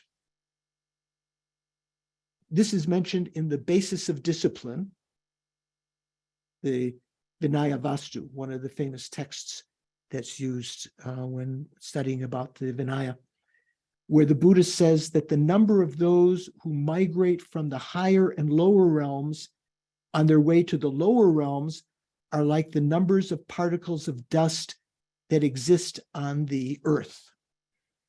So to go down, if you're already down, to go down further, or to be born in the same down place you are, or if you're in the upper realms, to go down is very easy. It's like the amount of earth on the surface of the globe, right?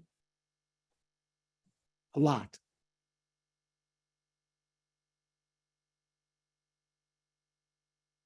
while those migrating from these two realms, from the lower realm to the upper realm, migrating from there upwards are like the number of dust particles collected between the tips of his fingers, or in other, what to say, we can say underneath the, if you take your fingertip along the surface of the earth, you get some dust under your fingernail, right?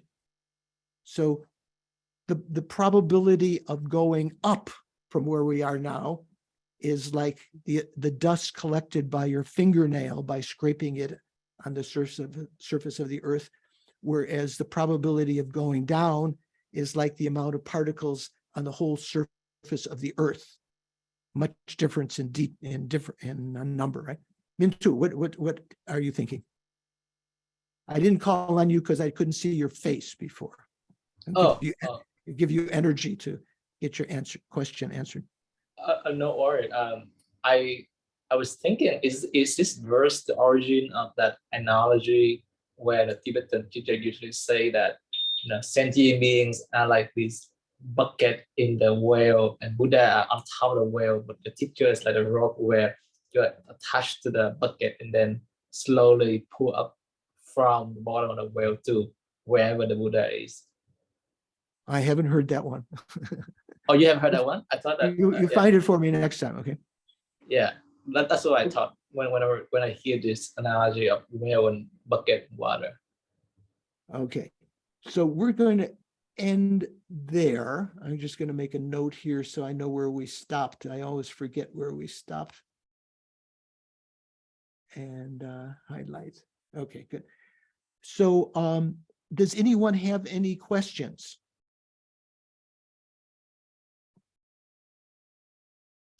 Shnehi has a question. Thank you, Venerable George. I just have this question in my mind about hell realms. And I've often wondered, in the text, are these understood as just psychological states, or are they understood as like real places, or both?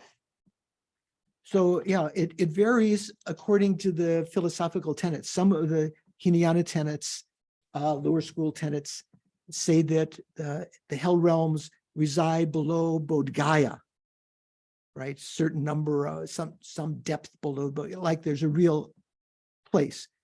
But in general, the Mahayana says that the experiences of the hell realms, the locations are just psychically created. There is no actual place where they take place. That the hell protectors that are there, like the ones in our meditation at the beginning, were pushing you down with rods into the molten copper, or who are chopping up your body like fishermen chop up fish and so forth. They are also karmically created. They're just appearances to your mind. So in general, the Mahayana doesn't accept a location, a fixed location of the hell realms. So let's say the pretas have locations often that we can perceive. So from the Prasangika point of view, our external world and objects and so forth do have an existence different from our mind. They exist as external objects. So there is a place and so forth and a time, whereas the hell realms are not of the same quality. They're like bad dreams, except bad dreams that take place after death due to karma, and that nightmare lasts a long, long time and seems, just as our dreams do often while we're in the dream, seem exceptionally real and excruciating. Okay. Jennifer, you have a question? Yes, thank you, Venerable George. Just following up with that in terms of location and time and place. You had mentioned that there is a place and time in our realm, but I just wanted to clarify, is that more of a manifestation of environmental karma? And therefore it doesn't have, it's just a conventional label upon, a subjective perception we have? Or is there something that's more time and place and solid in our realm compared to like a hell realm? Well, I think it's good question. So, of course, what we perceive now as a time and place doesn't inherently exist. To the Buddha's mind, who perceives all reality, all dependent origination, it doesn't appear from his own side in a particular way. The Buddha knows how we sentient beings, perceive this dependent arising, how it appears to our minds and how our minds grasp to that. So they don't inherently exist, but I think the hell realms a little different. The dependent origination, it's not as though other people experience the hell realms in the same way that another hell being experiences. There are some stories of the Buddha in previous lives, before he entered into the path, when he had been born in one of the hell realms. I think maybe he had abused his mom, or something like that. And in that hell realm, there was another hell being who was being beaten as he was pulling some cart. So it sounds like that other hell being was in that same hell realm with him, right?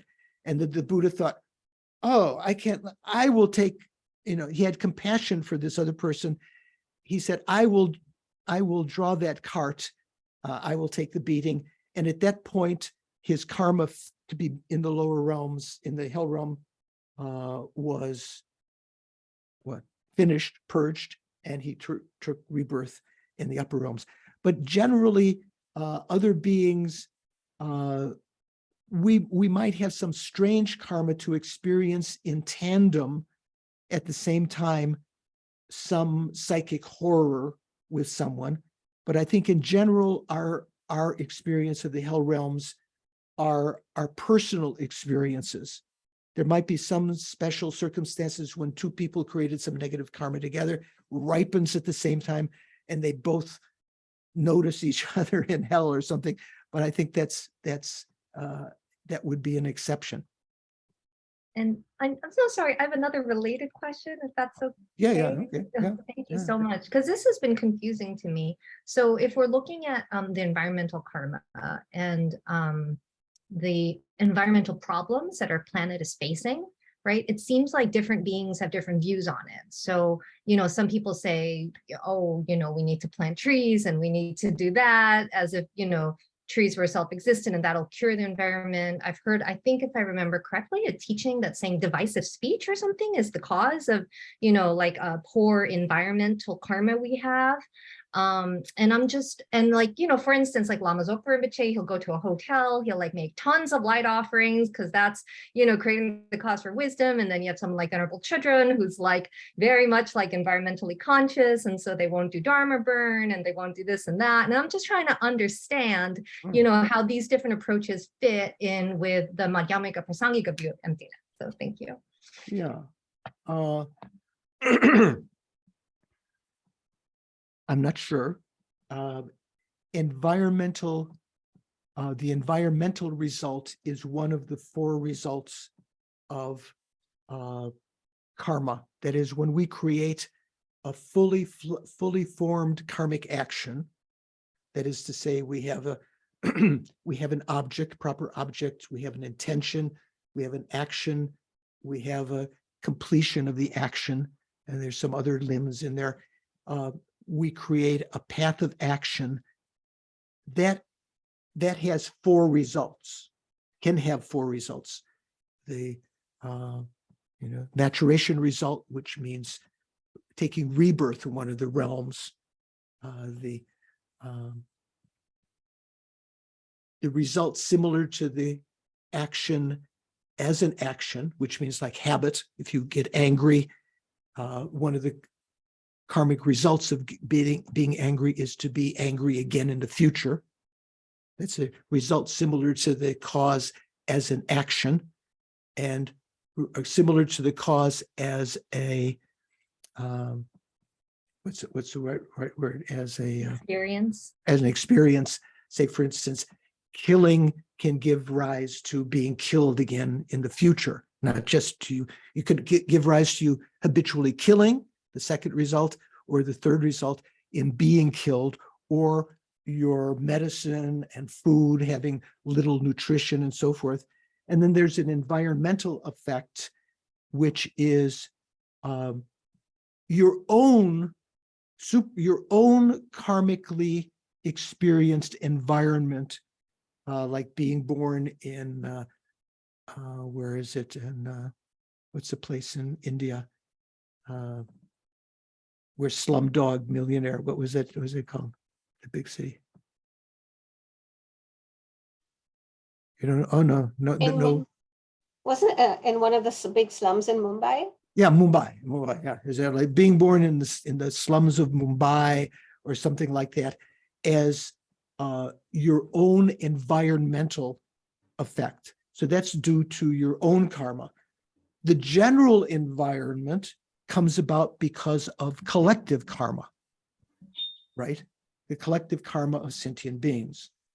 So the fact that we see the orb of the sun as circular to a certain degree, there's certain things that all beings here experience similar. That is due to their collective karma. The way that they experience it individually is due to their perhaps to the environmental effect of their own personal karma. So other than that, I don't know, probably Venerable Thupten Trudgen has good reason to avoid burning the Dharma, but there are other ways you can do. You can dispose of old texts by putting them in a reliquary, in a little building that you build in an isolated spot where they will not be harmed by other animals and so forth, that they'll just disintegrate due to the elements and so forth. Okay, so last question, Amy, you have a question? Yes, it's about the transitory collection. And can you hear me? I can hear you well, yeah. Okay. The transitory, it seemed like the view of mine, where the view of mine is different from the view of the emptiness of phenomena. It seems to be right, yeah. So you're right. So if you were to think that the view of mine, like my computer, was understanding, was the misapprehension that the computer is inherently existent, that's not the view of the transitory collection of mine. That's a view. That's a view of the inherent existence of external phenomena. You're right. So the mine you have to understand is meaning the particular state of mind that views my computer. I've got my MacBook in front of me here. And the mind that conceives of that as being mine. So if someone were to come up and take this computer, say if you were in the I understand. On the subway or something, and someone comes and takes someone else's suitcase or bag, you might be upset because that person was stolen from, but you wouldn't think it was yours. If someone takes your bag, immediately there's the thought, this is mine. You can't take that. That state of mind, M-I-N-D, of sem, of consciousness, that conceives of things as being mine, we think of that as really true. It's truly existent. It's inherently existent. That they are really mine. they're not really mine. They're just imputedly existent as mine. Okay, Thank so you. good point. Yeah. So No, it's clear. yeah, go ahead. That's clear. Thank you. Okay. So let me see, what did Jennifer say here? Okay, anyway, so let's finish up with the dedication prayers. Jennifer, if you'd be kind enough to put up and the long life prayers.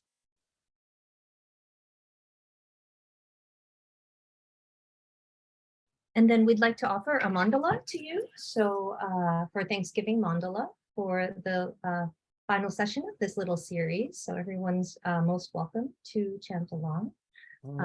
Thank you, Venerable George, for receiving it with your great kindness. Do you want to chant that? Yeah, go on. Saji Boki Dushi Neto Jamri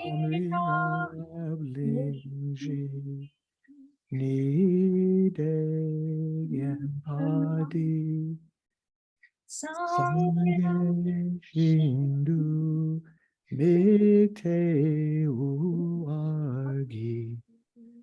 Chonam Dakshinla Chupa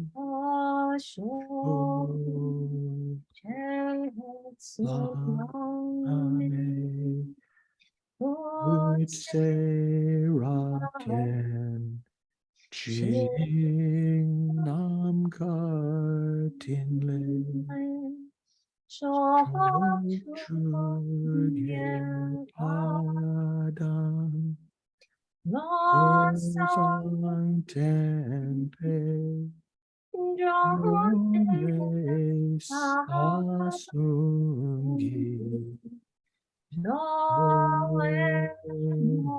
Oneself Tanwatu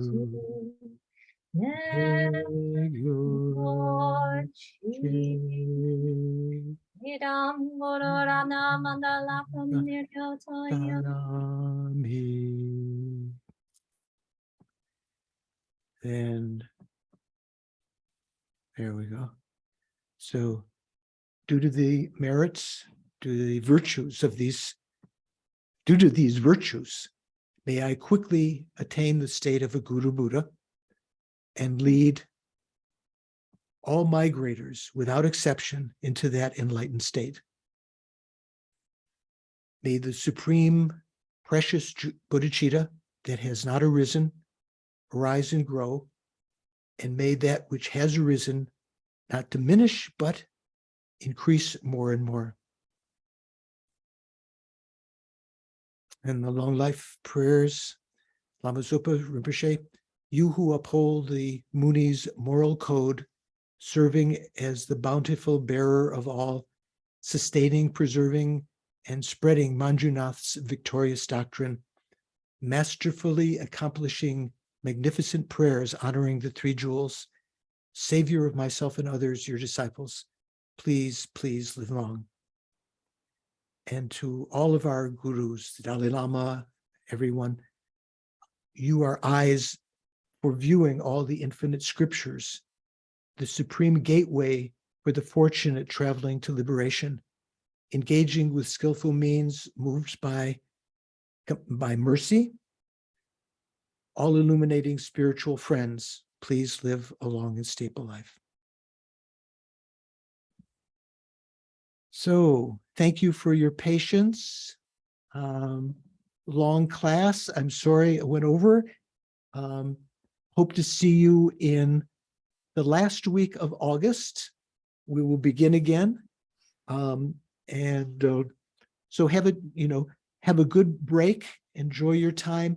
See if you can go back over the text and, review everything that we've done and read the following sections so that we can continue at that time. Hope to see you in the end of August.